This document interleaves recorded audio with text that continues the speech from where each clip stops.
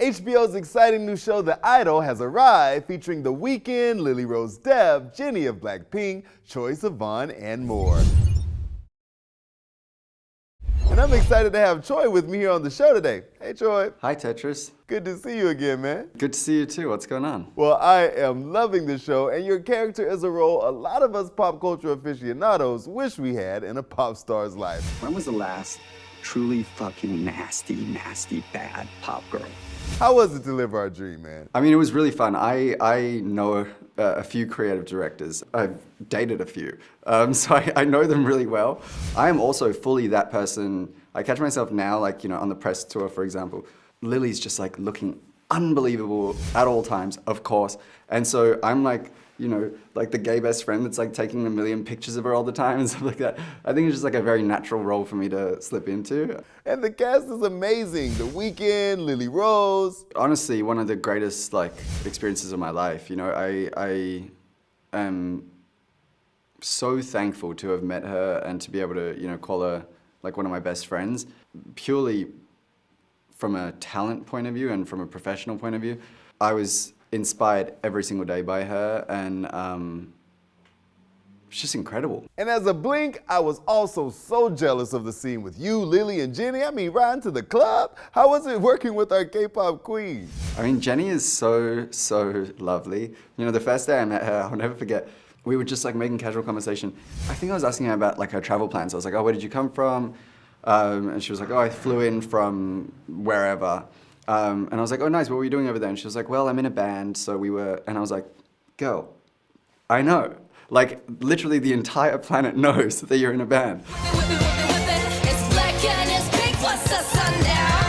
The show also has some heavy undertones, following this dark side of pop stardom. Some are comparing it to like Britney Spears. So as a pop star yourself, does it hit close to home? I mean, I definitely recognize a lot of the industry in the show, the good and the bad parts. I think I see both. I also think this show is a great example of like what not to do as a pop star.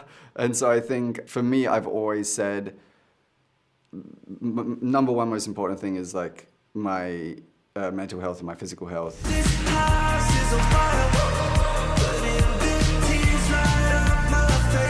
Troye, I'm such a fan of your music, so tell me what we have coming. You definitely have a lot of new things coming. It's finally like at the point where it's finished, and I just got really overwhelmed with like joy and pride, and so it's a really nice time right now. But at the same time, I can't wait for everyone to hear it, and then it's a whole new chapter in the experience. So that's going to happen really soon. Will some Idol cast members make an appearance? I don't know.